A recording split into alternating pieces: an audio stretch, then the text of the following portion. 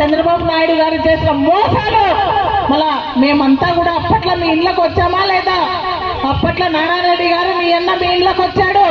తర్వాత మీ అన్న పోయిన తర్వాత కూడా నేను కూడా స్థానంలో మరి మన జగనన్న నిలబెడితే మళ్ళా కూడా రిపీట్ అయ్యి మళ్ళా కూడా భర్త ఏ ఇల్లు తలుపు తట్టాడు, భారీగా కూడా మీ ఇంటి ఆడబిడ్డగా కూడా మీ ఇళ్ళకి వచ్చి మరి మేము ఏం చేస్తాం, జగనన్న వస్తే ఏం చేస్తామని ఆనాడు చెప్పాము.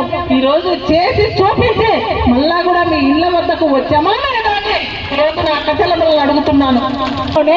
ఒక అభివృద్ధి చూసుకుంటే ఒక టౌన్ చూస్తున్నాం.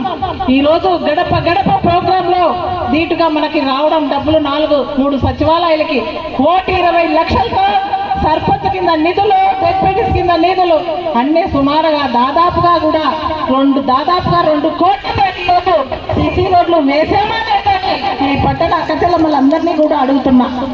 డ్రైనేజ్ సమస్య ఉండేది కూడా ఈరోజు మన అధికారంలో చేసినామా లేదా అని నేను అడుగుతున్నా. 3 సచివాలయాలు, రైతు భరోసాలు, వెల్నెస్ క్లినిక్లు ఇవన్నీ కూడా మన పట్టణంలో ఉన్నాయా అని అడుగుతున్నా. ఇవన్నీ వచ్చాయా లేదా అని అడుగుతున్నా మన గవర్నమెంట్ లో. ఇదంతా కూడా అడుగుతున్నా. అక్కచెల్లమ్మలకు పట్టాల విషయంలో అయితేనేమి, ఇండ్ల విషయాలు అయితేనేమి, ఇంటింటి కులాలు ఇచ్చే విషయంలో అయితేనేమి మన హయాంలో వచ్చాయా లేదా? ఎల్కొట్టాల రోడ్ అయితేనేమి ఇవన్నీ కూడా అభివృద్ధి కాదా అని అడుగుతున్నా. అదే కాక ఇంకా మొన్ననే మనము మన ఫైనాన్స్ మినిస్టర్ ని పిలుచుకొని 30 పడకల హాస్పిటల్, ఆరోగ్యమే మహాభాగ్యం.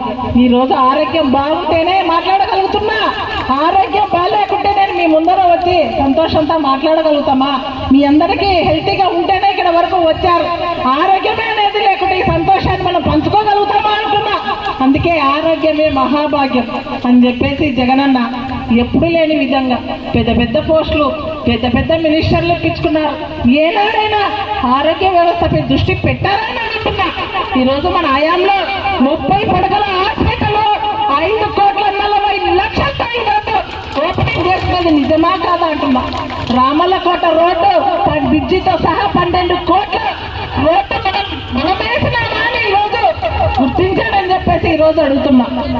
ఈరోజు ఇంకా ఎంత పడింది డబ్బు ఒకసారి మీ అకౌంట్ నంబర్ తీసుకొని ఒకసారి చూసుకొని ఆ కృతజ్ఞతగా మరి ప్రతిపక్షం వాళ్ళు, పచ్చపాటి వాళ్ళు ఎన్ని చెప్పినా కూడా పూజా పక్కకు పెట్టేసి వాళ్ళు డబ్బులు ఇస్తే తీసుకోండి. ఎందుకంటే ధనవంతులు. మీరు ఇచ్చిన సంపదే వాళ్ళకి ఎంతమంది ఎన్నిసార్లు ఎమ్మెల్యేలు అయ్యారు, ఎన్నిసార్లు మినిస్టర్లు అయ్యారు. మరి వాళ్ళ డబ్బులన్నీ ఈరోజు అది కూడా చెప్పడం మర్చిపోయినా. ఆయన అంటాడు శ్యాంబాబు ఎమ్మెల్యే చాలా డబ్బులు సంపాదించిందంట. మా ఇంట్లో బీరువా నిండా డబ్బులు ఉన్నాయి, నాకు బీరువానే లేదు. కావాలంటే ఆయన కూడా వచ్చి చూసుకోవచ్చు. నా బీరువా నిండా డబ్బులు ఉన్నాయంట. ఒక్కసారి ఎమ్మెల్యే అయినా నాకు ఒక బీరువా నిండా డబ్బులు వస్తే వాళ్ళు ఎన్నిసార్లు డబ్బులు అయ్యారు, వాళ్ళ ఇంట్లో ఎన్ని డబ్బులు ఎన్నిసార్లు పాటి పెట్టారు కదా. ఏం మాట్లాడతాడో ఆయనకే తెలియదు. ఆయనకు వాళ్ళ నాయన ఎమ్మెల్యే కావాలని ఒక ఆశ అంట. ఆయన గిఫ్ట్ ఇవ్వాలంట. ఎమ్మెల్యే శ్రీదేవమ్మ బతికున్నగా కాదు శ్యాంబాబు, శ్రీదేవమ్మ బతికి ఉండగా ఎమ్మెల్యే అయ్యేది చాప చుట్టినట్టు చుట్టుకొని ఉండాలి శ్యాంబాబు. నా ప్రజలు నా మీద అంత ప్రేమతో ఉన్నారని చెప్పేసి మరొకసారి నీకు హెచ్చరిక చేస్తూ అలాంటి వాళ్ళ గురించి నా గురించి మాట్లాడినప్పుడు మాత్రమే శ్యాంబాబుకు నీకు హెచ్చరిక చేస్తా. నా గురించి మాట్లాడు. మీ రాజకీయం ఉంటే రాజకీయం చూసుకోవాలి.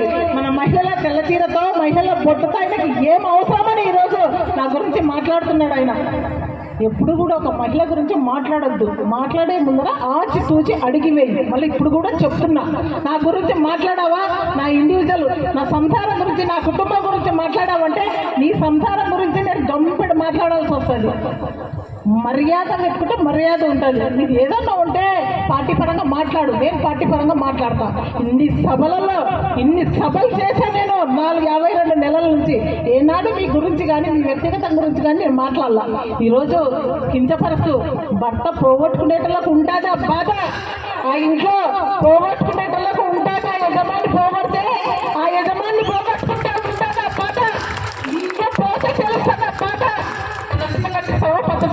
చూపిస్తావో ఎన్నిసార్లు పొట్టు చూపుతావో రెచ్చగొట్టద్దు. సీన్ రిపీట్ అయితే శ్రీదేవికి 2.5 చూస్తా ఎచ్చక చేస్తున్న. ఎప్పుడు నా గురించి కానీ వ్యక్తిగత గురించి మాట్లాడామంటే ఖబర్దార్ జాగ్రత్త. చూస్తున్నావా నా కచ్చలమ్మలు ఎలాగున్నారో ఆవేశం మీద నీ గురించి. ఒక మహిళ గురించి మాట్లాడామంటే 100 మంది మహిళలు కాదు, ఒక మహిళ కింద అనేది మర్చిపోతున్నావు. జాగ్రత్త మాట్లాడు మహిళల గురించి. పురుషులకు ఎన్ని ఓటు ఉందో అంతకంటే ఎక్కువ మహిళ అనేది నీకు కూడా అవసరం పడింది. నీ భార్య అనేది నీకు అవసరం పడింది. మహిళలు అంటే తక్కువ అంచనా కాదు, మహిళలే మహిళానులు. మన బడ్జెట్ చదివేటప్పుడు విన్నారా, మన ఫైనాన్స్ మంత్రి గారు బుగ్గన రాజేంద్ర అన్న మహిళలు మహారాణులకి ఎంత ఇచ్చామనేది. మహిళలం పోయి పక్కన జగనన్న మనల్ని మహారాణులుగా చేశాడు. అదొక్కటే చాలు బిరుదు మనకి. మళ్ళా 2024 మళ్ళీ ఎమ్మెల్యేగా వస్తా, మళ్ళీ జగనన్న సీఎంగా ప్రమాణ స్వీకారం చేస్తాడు. ఎంతమంది చుట్టూ వచ్చినా అది మాత్రం మర్చిపోద్దండి.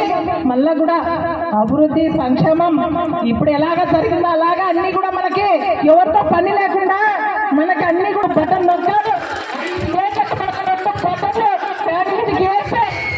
రిపీట్ కావాలని చెప్పేసి మరొకసారి అక్క చెల్లెమ్మలందరికీ కూడా మరి ధన్యవాదాలు తెలుపుకుంటూ చాలా క్రమశిక్షణతో చాలా భారీగా వెనుకబడిచిన ప్రతి గ్రామం నుంచి వచ్చిన నా అక్క చెల్లెమ్మలకు అందరికీ కూడా మరొకసారి పేరున కృతజ్ఞతలు తెలుపుకుంటూ అందరూ చల్లగా భోంచేసుకొని అందరూ ఎలాగ ఉత్సాహంతో శ్రీదేవమ్మని మా ఎమ్మెల్యేని చూడాలని వచ్చారో అదే ఉత్సాహంతో కడుపు నిండా భోంచేసి నిదానంగా తొందరపడకుండా భోంచేసి అందరూ కూడా ఇళ్లకు చల్లగా వెళ్ళాలని